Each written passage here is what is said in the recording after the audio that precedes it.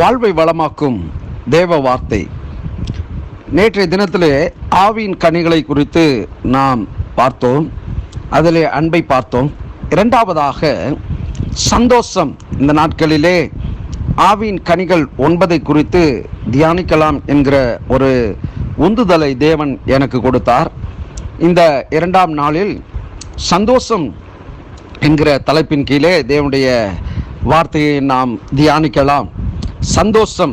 ஆம், இந்த நாளிலே உலகில் வாழும் ஜனங்களின் சந்தோஷம் வாழ்க்கையின் சூழ்நிலைகளை சார்ந்தது. ஆனால் விசுவாசிகளின் சந்தோஷம் நித்தியமான உண்மையானவைகளை சார்ந்தது. எப்படி என்றால், இந்த உலகில் வாழும் ஜனங்களின் சந்தோஷம் வாழ்க்கையின் சூழ்நிலைகளை சார்ந்தது. ஆனால் விசுவாசிகளின் சந்தோஷம் நித்தியமான உண்மையானவைகளை சார்ந்தது. பிரியமானவர்களே, யோவான் 15:11 இப்படியாய் பார்க்கிறோம். என்னுடைய சந்தோஷம் உங்களில் நிலைத்திருக்கும்படிக்கும் உங்கள் சந்தோஷம் நிறைவாய் இருக்கும்படிக்கும் இவைகளை உங்களுக்கு சொன்னேன் என்று கர்த்தருடைய வார்த்தையை நாம் பார்க்க முடிகிறது. இந்த நாளிலே நம்முடைய சந்தோஷம் இந்த பூமியிலே நிறைவாய் காணப்பட வேண்டும். அதாவது நம்முடைய சந்தோஷம், நான் ஏற்கனவே சொன்னது போல, அது நம்முடைய சந்தோஷமானது நித்தியமானது, நிரந்தரமானது என்பதை மறுபடியும் உங்களுக்கு சொல்லிக்கொள்ள விரும்புகிறேன். 16ஆம் அதிகாரம் யோவான் 20ஆம் வசனம் முதல் 22ஆம் வசனம் முடிய இப்படிப்பட்ட வார்த்தைகளை பார்க்க முடிகிறது. மெய்யாகவே மெய்யாகவே நான் உங்களுக்கு சொல்லுகிறேன், நீங்கள் அழுது புலம்புவீர்கள், உலகமோ சந்தோஷப்படும். நீங்கள் துக்கப்படுவீர்கள், ஆனாலும் உங்கள் துக்கம் சந்தோஷமாக மாறும். ஸ்திரியானவளுக்கு பிரசவ காலம் வந்திருக்கும் போது அவள் துக்கம் அடைகிறாள்.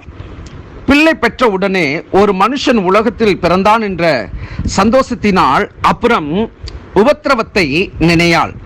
அதுபோல நீங்களும் இப்பொழுது துக்கம் அடைந்திருக்கிறீர்கள். நான் மறுபடியும் உங்களை காண்பேன், அப்பொழுது உங்கள் இருதயம் சந்தோஷப்படும். உங்கள் சந்தோஷத்தை ஒருவனும் உங்களிடத்திலிருந்து எடுத்து போட மாட்டான் என்று யோவானிலே நாம் 16ஆம் அதிகாரம் 20ஆம் வசனம் முதல் 22ஆம் வசனம் முடிய இப்படியாய் பார்க்கிறோம். ஆகவே தேவனுடைய இரண்டாவது கனியானது சந்தோஷம்.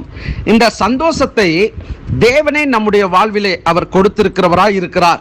இந்த சந்தோஷத்தை உலகமோ உலகத்தில் உள்ளவர்களோ நம்முடைய வாழ்வில் இருந்து ஒரு நாளும் எடுத்துக்கொள்ள முடியாது என்பதை தேவ பிள்ளைகளாகிய நாம் நன்றாய் அறிந்திருக்க வேண்டும். ஏனென்று சொன்னால், இந்த சந்தோஷம் தேவன் நமக்கு கொடுத்தது. இந்த சந்தோஷத்தை உலகத்தால் நம்மிடத்திலிருந்து எடுத்துக்கொள்ள முடியாது.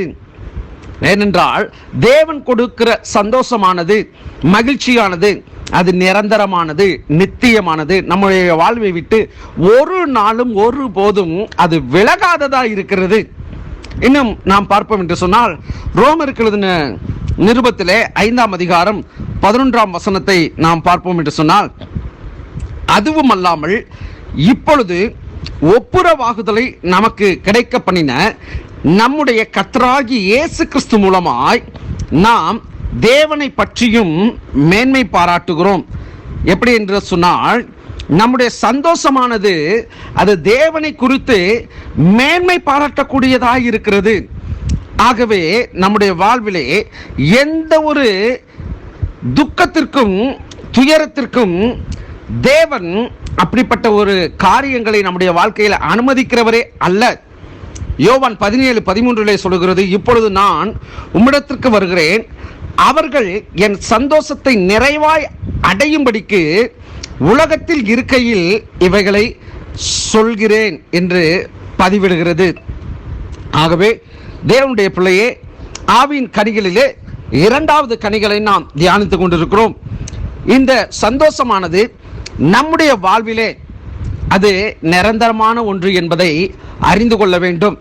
இந்த சந்தோஷத்தை சத்துருவாலும் சாத்தானாலும் மனுஷனாலும் ஒருபோதும் ஒரு நாளும் எடுத்து போடவே முடியாது. தேவனுடைய பிள்ளைகள் தேவனுடைய சந்தோஷத்திலே நாம் நித்தியமாய் நிலைத்திருக்கக்கூடியவர்களாய் காணப்படுகிறோம். விசுவாசியுங்கள், பெரிய காரியங்களை தேவன் நம்முடைய வாழ்விலே அவர் செயல்படுத்துவார். God bless you.